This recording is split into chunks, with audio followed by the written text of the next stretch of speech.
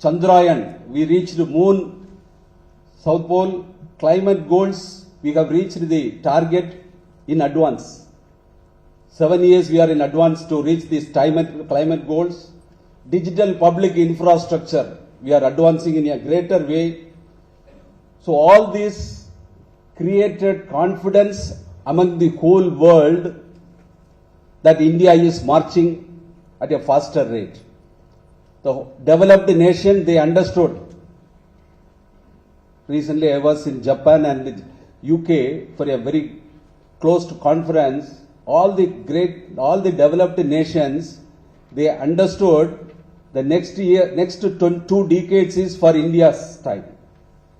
Because as everyone knows, we all know that it is a young country. The average age is 29 years, whereas the developed nations, it is more than 45. So they all depend on our Indian youths. All the developed nations, not only they have forecasted this, we have the opportunity only in the next 2 decades. After that, the opportunity will be for African countries, where this population growth is high recently. Our country will be a youth country only for the next 2 decades. So we should use this opportunity in an efficient way. Otherwise, we will miss the opportunity in a sustainable way. Obviously, the growth is going to happen in this country in the next 2 years. We have seen all the initiatives of our country. Definitely, it is going to happen, but it should be in a sustainable way. The journey ahead, for which where and all we need to focus. Renewable energy. Already our government has made lot of initiatives. The renewable energy focus should be very high. What are all the hurdles? So bringing renewable energy, still the problem is there in the energy storage. If you are able to solve that problem, the entire energy can be brought by renewable energy. Sustainable agriculture and farming practices. That is one of the important basic requirement for any country. Resource utilization. We have abundant resources, but that should be that reduced usage, reuse and recycle concept should be evolved in a very big way. Green technologies to be adopted in electric vehicle, and all our power generation should come from the renewable sources. Sustainable supply chains. That is also very important. And eco-friendly transportation. Now, whether it is going to be electric vehicle transportation or hydrogen operated vehicle, that is shortly, that will be decided. Community engagement. Local business also we need to promote, because all the population should not come to this urban city. So the local promotion is also very much required. The community engagement, we need to promote. Government policies and incentives. Correct policies to be evolved. So the growth should not be in a chaotic way. Policies and guidelines to be evolved whenever it is required. Sustainable investment. So wherever all this investment should be checked whether this growth is sustainable. Then only we can ensure the sustainability. Innovative solutions, emerging technologies that reduces environmental impact. So a developed economy that caters to the needs of its people. By 2047, based on these initiatives today is happening, I am very happy today's initiative. Within 1 month, all our youths will get confident that by 2047, India will be a developed nation. That much initiative we could see today. But for which, what all the essential things to be followed, that we need to educate our youths. So education, health, infrastructure, opportunities, vibrant democracy, global leader in innovation and technology. Finally, the quality of life should fulfill all the human needs. Okay, here I have 2 more points. That is, how to reach sustainability. Sustainability is possible through quality only. Without quality, sustainability is not possible. There is a big connection between quality and sustainability. Quality demands what? Standards. So whenever we develop any technology, mostly without any proper standards that is growing means there will be a chaos. So immediately standards to be developed for any product development or whatever it is, standards to be developed. Then policies to be evolved to adhere the standards. Implementation, many places policies are evolved, then implementation procedure is not yet adopted. So immediately implementation procedure to be evolved to adopt the policies. Finally, the transparency also should be there. Then only this, whatever we evolve, that will lead to sustainability. So transparency to be ensured in execution of procedures. These are the things, whatever technological development happening, without this, final sustainability is not possible. These are the procedures, transparency finally lead to sustainability. And one more important point to my knowledge, whatever I feel, is education and awareness. Public should be conscious of the need of sustainability. The entire Indian should understand the need for sustainability. What is sustainability? The need for sustainability, the awareness to be created in a very big way. Only the educated people understanding the sustainability will not change the country. We need to create very big awareness and the impact of lack of strength of and the strength of Indian tradition and values to be taught to all youths. So only the students should have this knowledge about the Indian tradition and heritage. That strength, if they have, they can speak boldly to this whole world. That is also very important. We need to tell about our strength to all the youths. Attitude development. Okay, in all these years, in the education system, Indian education system, the most important was to provide knowledge. But very recently, in the last 5 years, the whole country understood, rather than knowledge, skill is more important. But more than knowledge and skill, attitude is more important. Attitude. Without attitude, all this development, sustainability cannot be achieved. So attitude development is more important. That should come from the education side itself. Otherwise, it is very difficult. So for which universal human values to be taught in the education system, awareness to be created and impart education at school and college levels. Recently, we have added these courses, yoga for human excellence, art of self-management, digital wellness. Nowadays, the digital addiction is very high. So how to manage that? The digital wellness also we have framed as a 2-credit course. And the youth empowerment and skill. These 4 courses we have added as value-added courses to all the students. This semester only we have introduced. Recently, I have seen the syllabus coined by our AICT, All India Institute for Technical Education. Very beautifully it is framed. The human values, universal human values 1 and 2. The 1 we have already adopted for our the entry students in the induction program 2 weeks. Every day, the 2 weeks morning, the universal human values only we have been teaching the last 5 years. But the second universal human value 2, it is introduced recently. So I have introduced all these courses, but I could see all these courses are inbuilt and made as a very beautiful course by AICT. I do not know whether it is in the other universities, because technical education, technical universities are given this course by AICT. It's a beautiful course.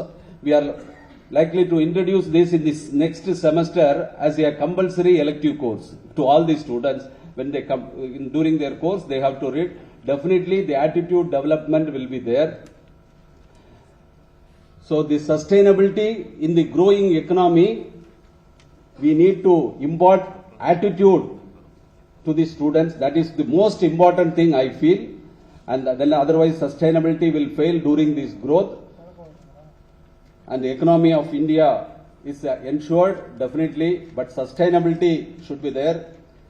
Swami Vivekananda said, stop not till the goal is reached. Now today our Honorable Prime Minister's vision of this dream of developed India at 2047 Till that, we should not stop till our goal is reached. Thank you for the opportunity.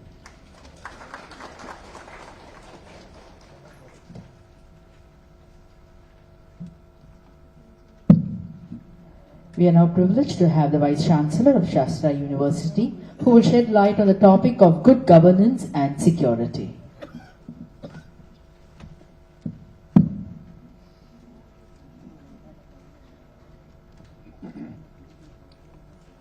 Most revered and honorable Governor, distinguished gathering of friends from the academia, a very good morning to all of you. Actually, I am confronted with two challenges. The first one is to deliver a speech after listening to the Honorable Prime Minister's speech, whose words are still ringing and the ripple effect is yet to settle. And to compound that challenge, I have been asked by the organizers to talk on the topic governance and security in the immediate presence of the Honorable Governor, who is an expert on both. So let me try my best to overcome these challenges. One of the few catchphrases from the Honorable Prime Minister's speech this morning, the first thing was that this Vikshit Bharat 2047 exercise is a voice for youth workshop, which means it is very clear that the engagement has to be with the youth. And since it is a workshop, we have a lot of work to do, and we cannot be shopping for ideas from outside. It has to come from within our borders.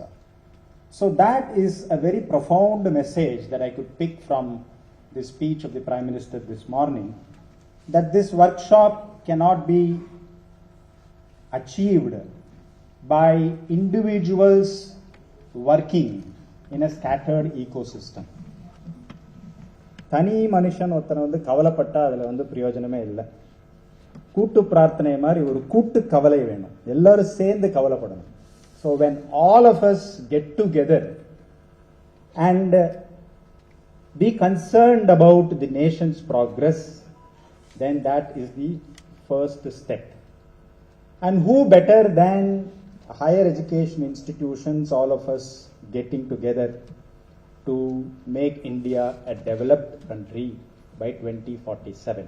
So that is why the timing is appropriate. The collective gathering of higher education institutions is also most appropriate. Then the topic governance and security. I am not going to get into the nuanced details of governance and security. It could be technology, it could be sciences, it could be geopolitics, it could be strategy and all of that. But I am just trying to give a very open position on two things that immediately struck me that can quickly align our thought process in this governance and security. The first thing is about a sense of ownership and the confidence in a nation. The sense of ownership, I think, is aligned to the first principle of governance. And our Prime Minister beautifully recalled that we have to take pride in the civilizational assets of our country. The country as a whole has a civilizational continuum that no country in the world enjoys.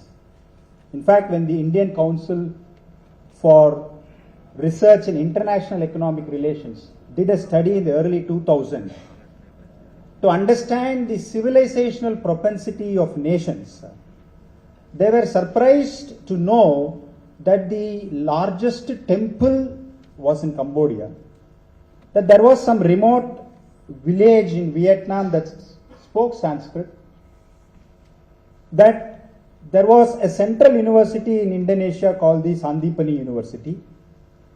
And these are all examples to prove a point that a country did not exercise its military strength for its conquest, but rather it is its soft civilizational assets transcended boundaries and found presence very significantly in different countries across the globe. So this is the civilizational legacy that Bharat has, and we should own the civilizational assets. And how is this linked with governance? In corporate governance, I've always felt, and this is my opinion, that owner-led enterprises always do better than owner-less enterprises. When there is an enterprise that doesn't know who the owner is, everybody thinks that the problem will be solved by somebody else. In owner-led enterprises, it is the owner who comes and stands first because the stakes are high in an owner-led enterprise. So in governance, likewise, for the largest democracy like ours, and that is why we are called the mother of democracy, and we are the children of Bharat Mata, the mother of democracy, and the fundamental democratic micro unit is the citizen of the country. So every citizen must feel that they own some piece of the nation. It could be your house, it could be your street, it could be your neighborhood, it could be your community, it could be your state, it could be your region, it could be the entire country. And only if we develop that sense of ownership, then we will begin to realize that the problem is ours and we have to provide solutions. And without that sense of ownership, we will only be expecting somebody else to solve the problems. So my first appeal is collectively we should build this sense of ownership and own whatever be the part that we want to contribute and start thinking about how we can do that. And that is why the Prime Minister was very emphatic when he said the portal doesn't stop with ideas. What are you going to do to actually make that happen? So it is not just ideation but also action. And that can come only if we build a sense of ownership. So that's the type of governance thought process that we should have in mind, that we own a part of our country. Big or small, that is different. It depends on the size of the institution and our capacity. But there must be a foundational ownership. Only then you can be able to provide solutions to immediate problems. The next is security.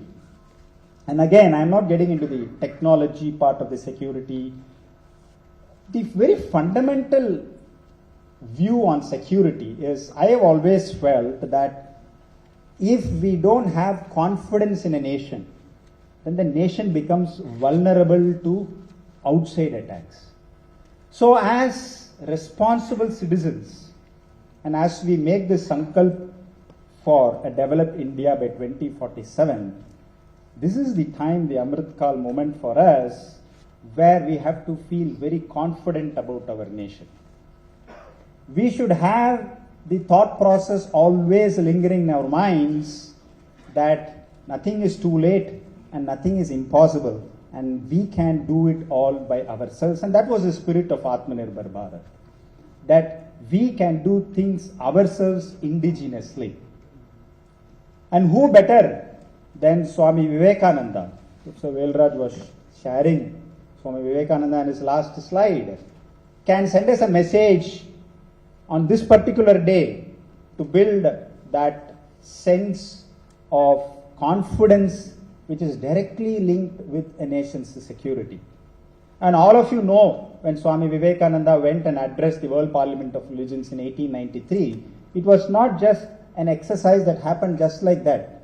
Before going to Chicago, Swami Vivekananda actually toured the length and breadth of our country, saw the adverse situation. You had famines and floods across the country. And it is with that baggage, Swami Vivekananda landed in Chicago in 1893. And any ordinary person would have just made an easy appeal to the world saying that we have problems, please come and help us. But it is the saintly, tall statesmanship of Swami Vivekananda who began his address, sisters and brothers. And I am told the applause that he received for his beginning part was actually, the duration of that applause was more than the speech itself. And he was telling the world that India is a superpower and it has solutions to the world problems. And remember the context in which he was speaking after looking at ravaged India before he landed in Chicago. And 4 years later, in a place not very far from Raj Bhavan, here in the beach side there in Swami Vivekananda's house in 1897, Swami Vivekananda made an appeal. And he said, I close my eyes today and I look at our country and I see that 50 years from now, 50 years from 1897, I can see Bharat Mata sitting on a high pedestal. And true to his words, we got our independence in 1947. Now the essence of this is that only if we have confidence in our own nation will we be able to put all the resources together and maximize on them to ensure that we don't have to rely on outside forces. The more and more there is reliance on outside forces, the more and more our security is porous. So that is why, I didn't want to dwell on the science and technology and other parts, but more on a very soft knowledge part of how it is essential that we need to develop both these dimensions which are directly linked to governance and security. One, the ownership of the nation, the confidence that the nation can do. And if we have this both together, then there is no stopping the growth of our country. And to do this, as the Prime Minister said, that we just cannot be agents of change, we have to be the beneficiaries of change. So we have to be institutions that have to catalyze this change. And as institutional leaders, we cannot, including myself, we cannot afford to be intellectual paratroopers. We have to be foot soldiers, get into the ground realities, work closely with our youthful student community. Because we know, the very popular adage, arise awake. Tomorrow as we wake up, we see a new rising India. We should also wake up to a new conscience that tells us that we have to own a piece of that rising India, and we have to be very confident about the civilizational assets that we have.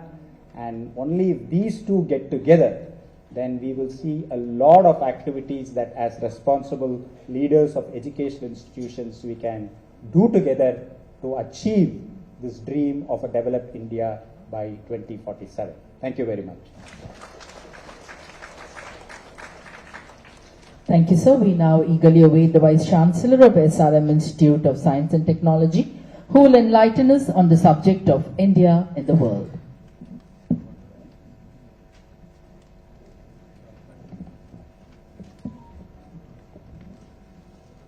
Very good afternoon to all of you. Honorable Governor of Tamil Nadu, distinguished academicians, it's quite a pleasure for me to share some of my thoughts on the given topic, India in the world.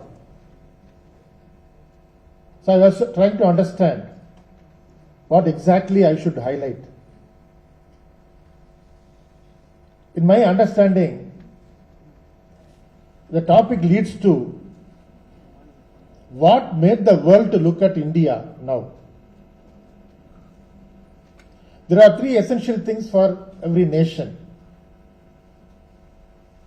the political, economical, and social.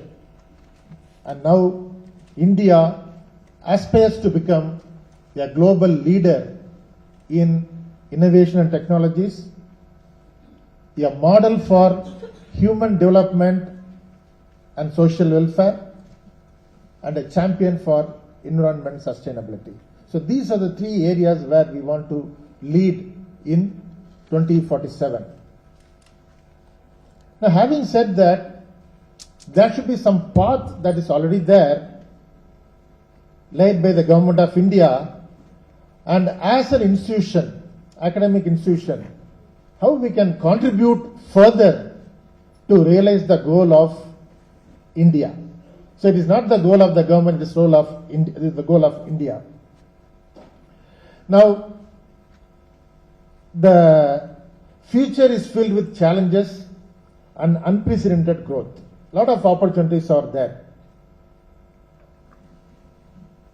Professor Kamakodi and Professor Velraj were mentioning about sustainability. Sustainability is one of the important things India is looking at 2047.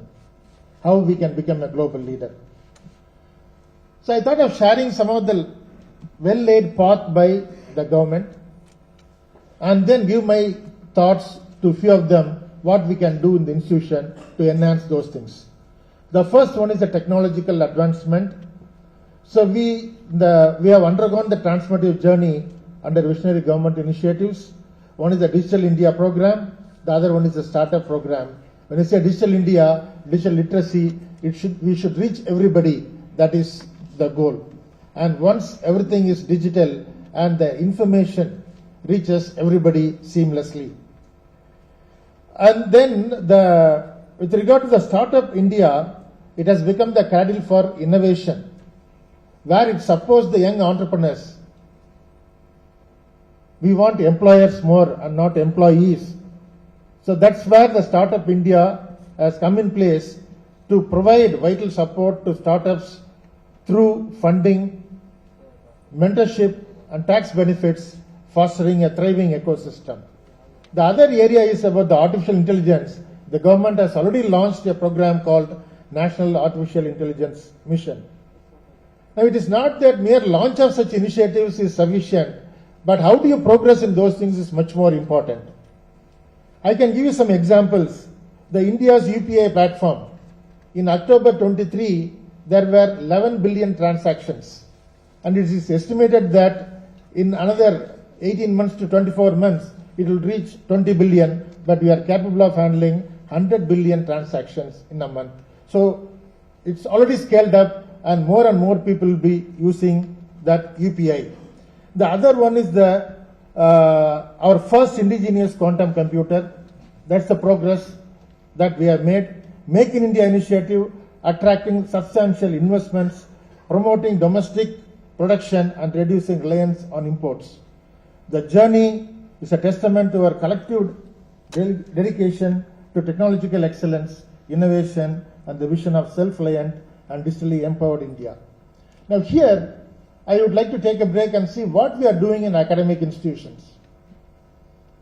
Whether it is a technical university or a comprehensive university or offering only a particular program, we always confine our students to do some project only in a particular domain related to their field of study. Why not we expand that horizon? A student from civil engineering, mechanical engineering and computer, why don't they combine together and do some project? So that will create a lot of interdisciplinary. And if there are other programs, why not have some students from other disciplines also to be a part of that, so that there will be a holistic thought to the project that is conceived by the student. That's the first thing that I want to say. The second one is, why not we have what is called as an idea clinic in the campus?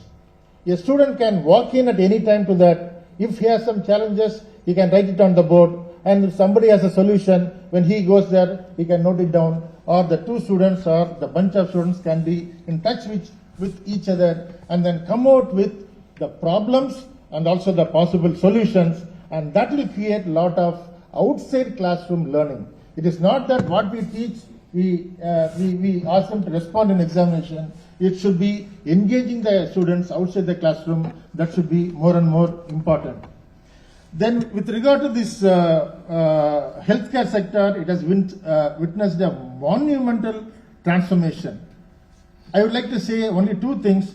One is about the financial support for manufacturing facilities. The government has come out with pharmaceuticals production promotion scheme. And then how do you make the essential medicines to reach the public at affordable cost? That's the second one. So these two things are very, very important. Now the government has already initiated that if there are some pharmacy colleges and medical colleges, how we can augment this so that it reaches more people who are in the other side of the spectrum. Then Professor Kamagodi talked about the indigenous vaccine. That's the great self-reliance in vaccine development, and there are a lot of other things with regard to the healthcare. Now, is there a possibility for an engineering student to collaborate with the student in the medical education, medical who is pursuing medical program? Let them come sit together, solve a problem where technology can be of more help. So we should think of such things. Then the other thing that the government is more focused is about the renewable energy sources and reduction in the carbon emission. Are our campuses moving towards that or not? If you are not moving towards that, we need to have some sort of goal so that this year 10% of our energy is from renewable, next year 20%, 30%, 40%, so that we also move towards that. As a campus, if you move towards that, then ultimately it's a contribution to the nation. And during that process, we can involve more and more students in the project of converting that. They'll also learn and we'll also be happy that students are transforming the campuses. Then the space exploration and innovation, that I think we have what's called the Space Technology Incubation Center, where the students who are really interested to pursue some sort of research in space domain, there's an exclusive incubation center where more and more students can be a part of that. The Chandrayaan-3 mission is a testament to our lunar aspirations, and the Gaganyaan program set to send Indian astronauts into space by 24 showcases our nation's prowess. With regard to international alliances, we have what's called the Look East policy, Neighborhood First policy, the Act East Forum. These are some of the initiatives of the government where we happen to be more friendly with the neighboring countries and also understand and help them in whatever way that's possible. Similarly, it's something like a collaborative thing that we expect. Our impactful G20 presidency in 2023 underscores India's leadership in global governance and unwavering dedication to multilateralism. That's the biggest thing that we could see this year. With regard to economic contribution, Professor Velraj has alluded that we have a lot of schemes like Make in India, Digital India, Skill India Mission, then all digital transformation, prioritized workforce development, a lot of things are there. Then how do you get into these things? Every student in the campus should understand these things and contribute more to this. That's the part that we should play. With regard to the self-reliance and defense prowess, it's evident through initiatives like Atmanirbhar Bharat. DRDO organization is crucial in indigenizing defense-related technologies. They are already into that. They are also funding the universities if they happen to come out with indigenous products that will be useful for the DRDO. So we need to tap all those resources, encourage our students to be a part of that initiative which is set by the government of India. Startups and unicorns is the one another thing. I'm sure every institution has an innovation cell. We should go beyond that and bring in more students to be a part of that ecosystem, and that should happen. The other one is about the sports. Today, sports is almost forgotten, but recently our country has shown that we could win more medals in the Asian Games. More and more students to participate in sports is very important. Infrastructure and connectivity, the airports have increased by 100%. The railway tracks are laid.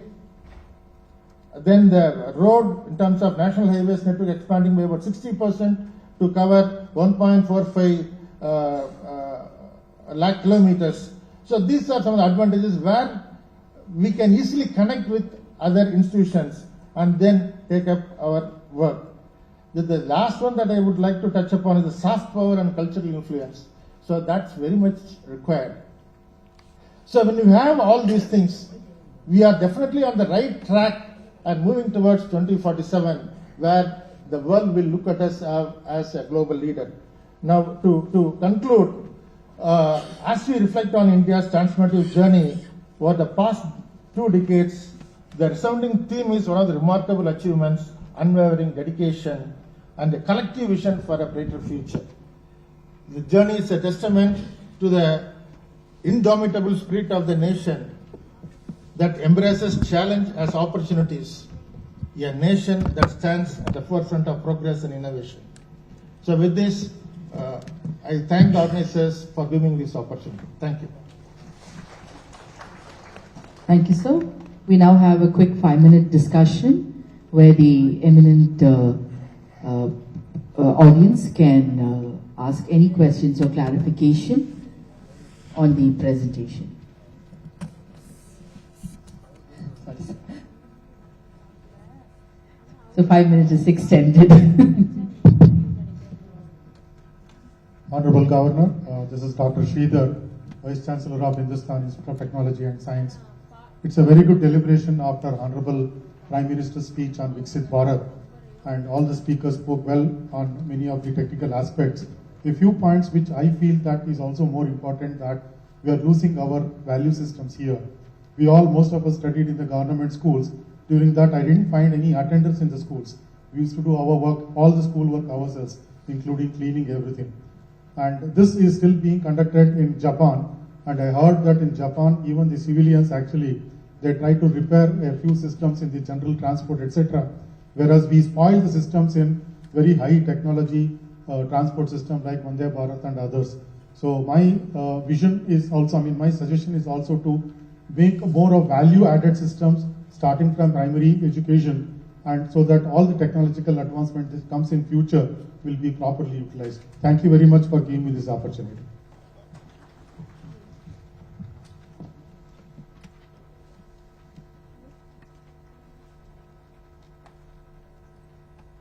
Good morning, sir. And thank you very much, sir, for providing me this opportunity. So today, SRM University Vice Chancellor talked about inter-university collaborations. I wish to bring to the notice of the House that already last week, Saturday, when we attended a meeting of Kashi 2.0, Anna University and Tamil Nadu Agricultural University joined hands and we signed an MOU. So the students will be spending part of the time in Agriculture University, and Agri University students will spend part of the time in Anna University, so that we will take problem as a unique one and the solutions will be from both the technical universities. So this is the way we have taken it. Another important thing, sir, agriculture being one of the important area where we have to provide food, not only food, but we have to give nutritional security. We are making many other visionary effects in the Tamil Nadu Agricultural University. One thing is like bringing the students into the international platform by giving exposure through blended learning system, so that we get the knowledge anywhere from everywhere into the system itself. And another important thing is we are sending our students for a short-term training program and also for the twinning program to international countries as well as to the national leading institutes, so that their vision and their exposure gets widened. Another important thing is we have our own startup program. We have Agribusiness Directorate, and through which we have got 7 incubation centers. And our students are becoming, many students have become entrepreneurs. So they are becoming job providers rather than job seekers. So there are many things that we can do it, sir, together by interacting with each other. I'm sure the days are going to be very green for all of us with all our collaborative effort. Thank you so much, sir.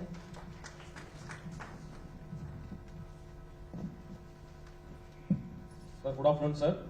This is Dr. Jayaraman from Periyar University. Sir, I have a question. We want to reach the term developed nation by 2047. How to increase our rural infrastructure so as to develop our economy by 2047? This question is to Professor Kamagodi, sir, from IIT Madras.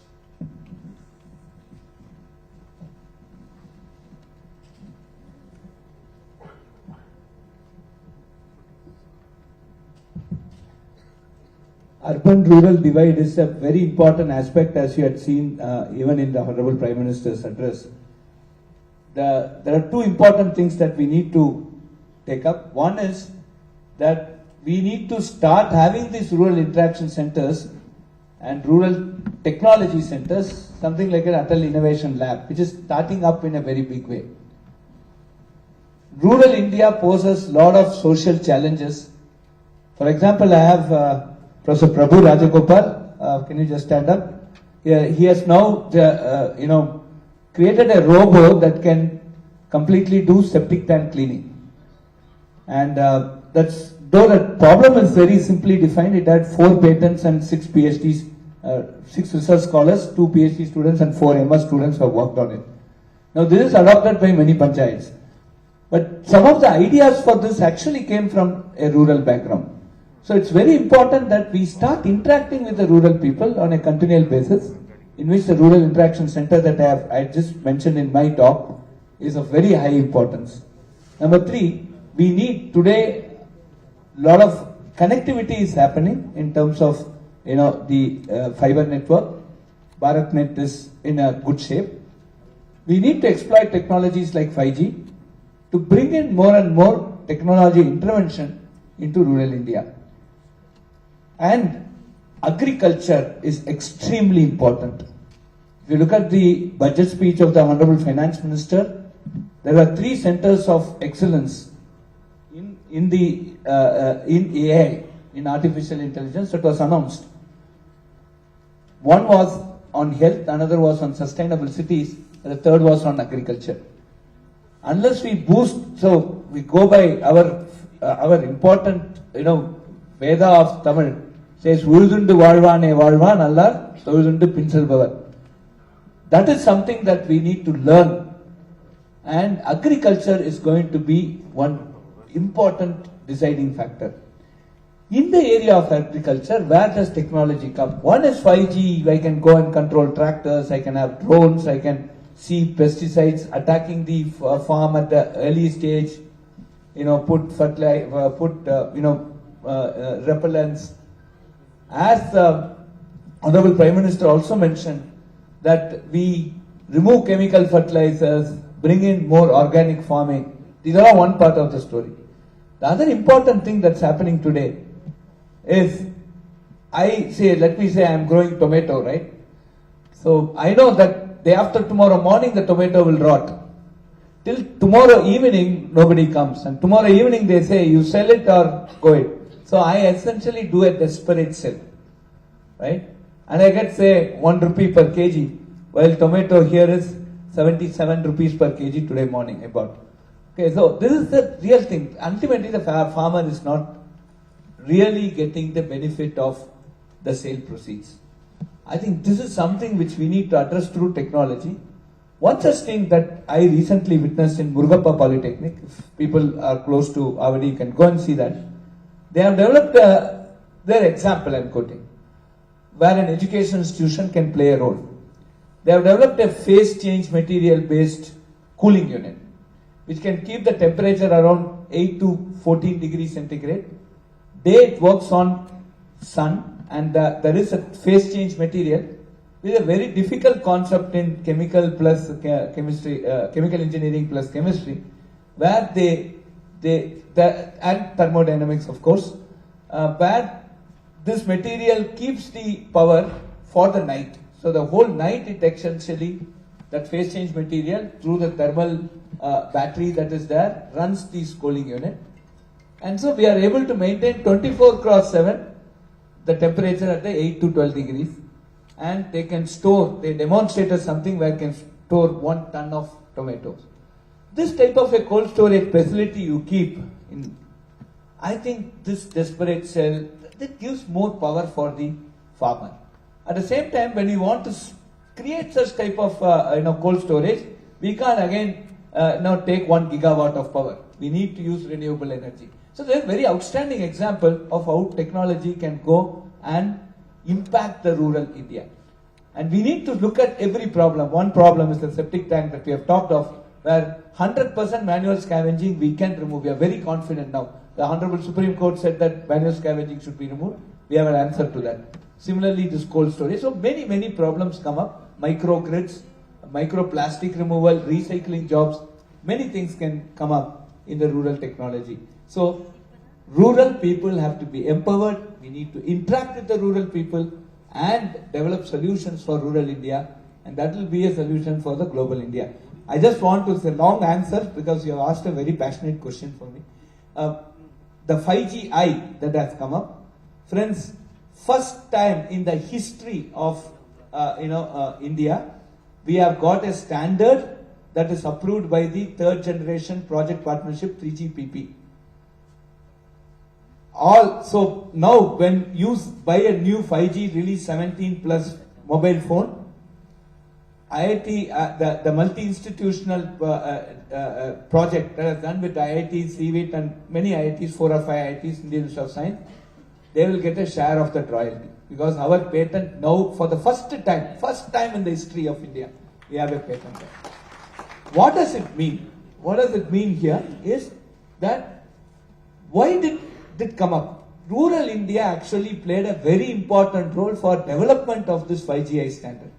If you look at the developed countries, the definition of rural from a next generation communication perspective was that rural west essentially means I have a very big highway, I travel at 250 or 300 kilometers per hour and I should not lose my connectivity. This is a definition of rural there.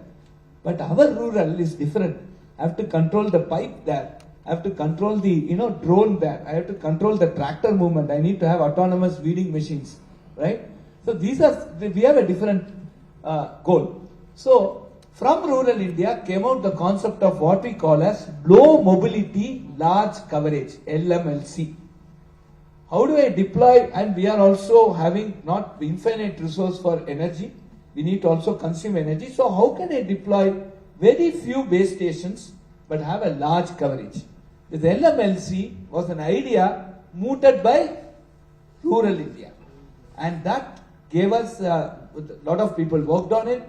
And today, coincidentally, this evening, we are transferring technology of that radio access network RAN to Tejas network, which is also an indigenous company and which will be deploying the 4G of BSNL very shortly. We are transferring this technology this evening. Vikshit Bharat ka good beginning from IIT, very good work on that.